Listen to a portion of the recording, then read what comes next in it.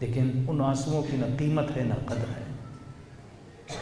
لیکن ایک آنسو جب حسین اور سیدہ میں بہاتے ہو، فرمایا قیمت اتنی ہے کہ ملائک اس کے خریدار بن جاتے ہیں. چھٹے امام کی مصدقہ حدیث ہے، فرماتا ہے مومن جب بھی تو فرش عزا بچھاتا ہے اور ہمارے غم میں روتا ہے، فرمایا تم سب کے سروں کے پیچھے ہماری دادی زہرا کھڑی ہو جاتی ہے، تمہارے لیے دعا کرتی ہے، کیونکہ یہ وہ ایکٹیویٹی ہے جو ان کو پسند ہے. تو انسان تو جو سوچنا پڑے گا، یہ زندگی محدود ہے. آج آپ یہاں ہیں، میں ممبر پر ہوں، اور کئی سالوں کے بعد ہم یہاں موجود نہیں ہوں گے. آج جو زمینوں کے اوپر ہیں، کل وہ زمینوں کے نیچے ہوں گے. اسی لیے فرمایا کہ روز دعا کرو معکم فی الدنیا والآخرہ، اے خدا مجھے معیت اہل بیت عطا کر، دنیا میں بھی عطا کر، آخرت میں. معیت یعنی ساتھ رہنا، بالکل ان کے سائے میں رہو، ایسے رہو جیسے جناب سلمان فارسی رہے تھے. میرے چھٹے امام فرماتے ہیں کہ جب تمہارے اوپر مصیبتیں آتی ہیں تو تم خدا کو ہم اہل بیت کا واسطہ دیتے ہو، لیکن جب ہم اہل بیت پہ مصائب آتے ہیں تو ہم خدا کو اپنی دادی زہرا کا واسطہ دیتے ہیں.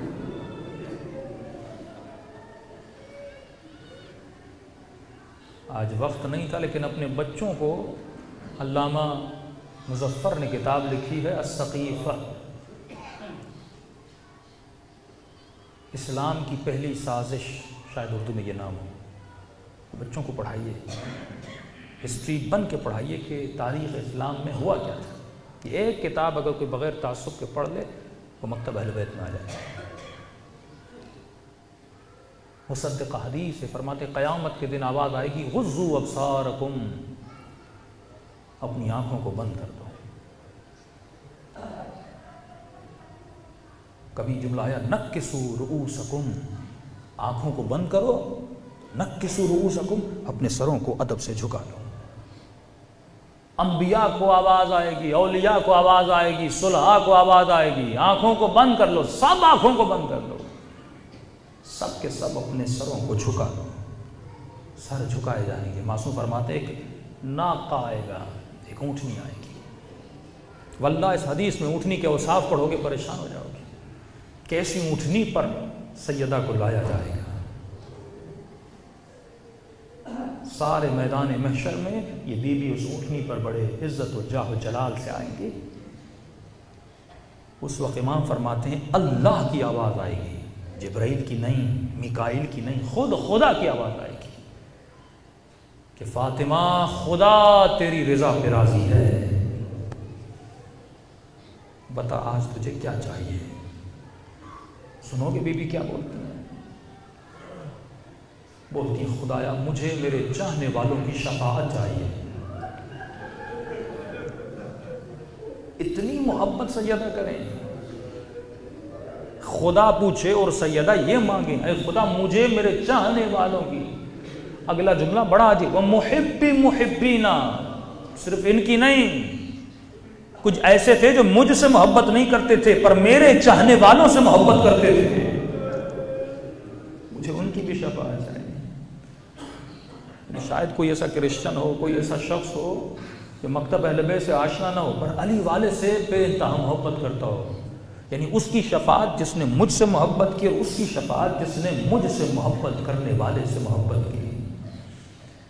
اور فرمایا جنت میں سب سے پہلے جو خاتون جائیں گی، انبیاء سے پہلے، رسول سے پہلے، اولیاء سے پہلے، وہ سیدۃ النساء العالمین جائیں گی. لیکن اس میدان حشر میں بیوی شکوے کریں گی. فرمایا ایک مرتبہ خون بھرا کرتا نکالیں گی،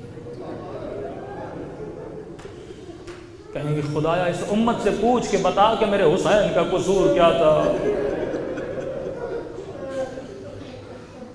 دوسرے ہاتھ میں حسن کے جگر کے ٹکڑے نکالے گی،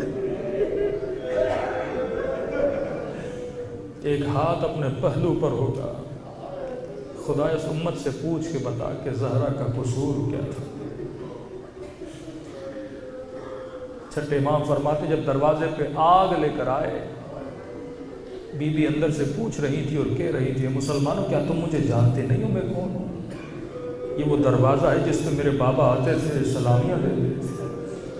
کیا تم جانتے نہیں اس گھر میں ننھے سے بچے ہیں، حسن ہیں، حسین ہیں جو دوش نبی پہ سوار ہوتے تھے۔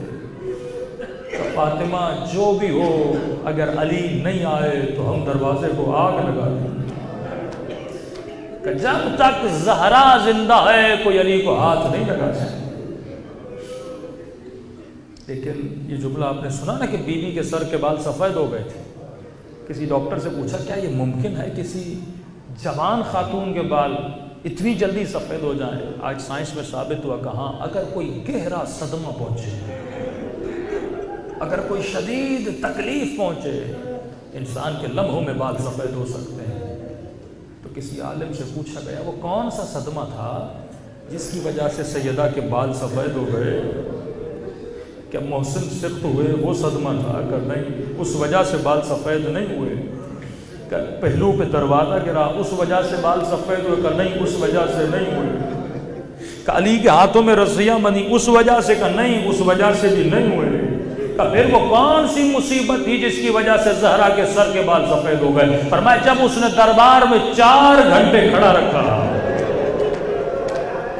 کھڑے رہنے میں بھی بالوں کو سفید، لیکن جب اس نے یہ بولا نا کہ زہرا تو سچ نہیں بول رہی ہے،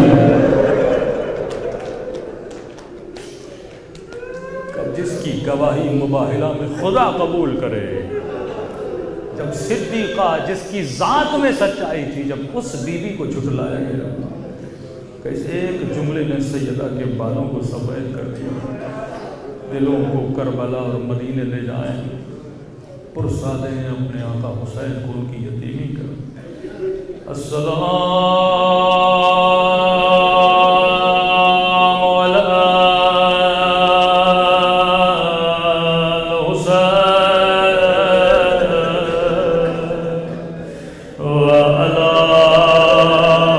وعلی علی ابن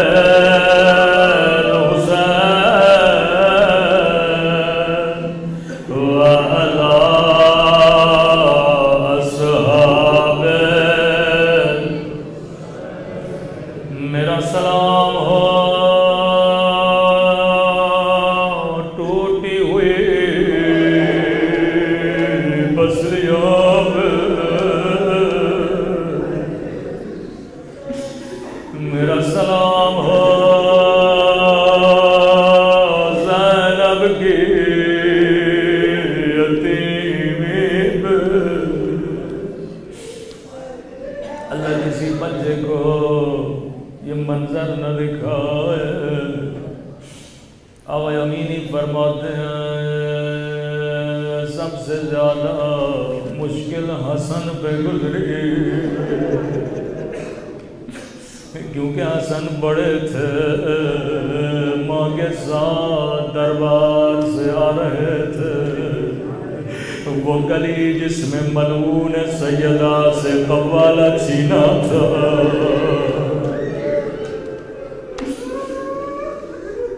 مولا حسن نے جب مغیرہ کو دیکھا کہ مغیرہ یہ مت سمجھنا میں بھول گیا ہوں، جب تو نے میری ماں کو مارا تھا میں نے اماں کا خون گھر کی گلی میں لگا تھا،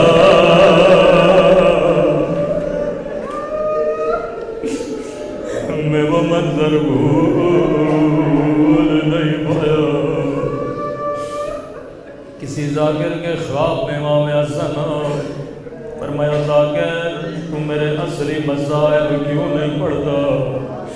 کہ مولا میں یہ پڑھتا ہوں وہ آپ کے جگر کے ٹکڑے ٹکڑے ہو گئے، کہ یہ میرے مسائل اور میرے اصل مسائل نہیں ہے۔ مولا میں یہ پڑھتا ہوں آپ کو سفید کفن پہنایا تھا، لیکن جب جنازہ گھر واپس آیا زینب نے کہا حسین میں نے تو سفید کفن پہنایا تھا कफन खून से रंगे किस रंगिया। फरमाया ये मेरे मसाइब हैं, लेकिन मेरे असल मसाइब नहीं है। मौला आपके असल मसाइब कहाँ हैं? फरमाया मेरे असल मुसीबत मदीने में है, मदीने की गली में है। एक जलता हुआ दरवाजा और मेरी अम्मा लहरा दरवाजे के बीच। रिवायत के जुमले बड़े सख्त है। इमाम ज़माना अगर मजलिस में मौजूद है मुझे माफ करिएगा। छठे माँ फरमाते आज के दरवाजे 2 हैं, लेकिन पहले जमाने में एक ही दरवाजा होता था। जब जालिम ने दरवाजे को आग लगाए, एक मर्तबा ये जालिम आगे बढ़ा और दरवाजे को ठोकर मारे। जब ये मेरे इमाम बयान कर रहे थे, रावी कहता है मौला अपना सर दीवार पे मार मार के रोने लगे। कामों में जब दरवाजा गिरा, मेरी दादी ज़हरा का पहलू दर की वजह से जख्मी नहीं हुआ था, आग की वजह से जख्मी नहीं हुआ था। जैसे जालिम ने दरवाजा गिराया और इस लकड़ी के दरवाजे में एक लोहे का कीला था। जैसे ये कीला मेरी दादी के पहलू में लगा, मेरी दादी जमीन पे गिरी। दादी नीचे जालिम दरवाजे से गुजरते रहे, फरियाद करती रही पिज़्ज़ा मेरा मोहसेन, वो पिज़्ज़ा मेरी पसलियां टूट गए। फरमाया जब मुसीबत बढ़े उस वक्त ज़हरा ने मदद के लिए पिज़्ज़ा को नहीं बुलाया। हसन हुसैन छोटे थे, बच्चों को आवाज नहीं दी, अली को मदद के लिए नहीं बुलाया। जानती थी अली मजबूर है। सुनोगे छठे इमाम क्या फरमाते हैं? एक मर्तबा दर्द भरी आवाज बन गया, ओ महदी बेटा जल्दी आ, कर अपनी माँ का बदला ले ले। इमाम ज़माना कहाँ हो? अल्लाह जाने कब आओगे?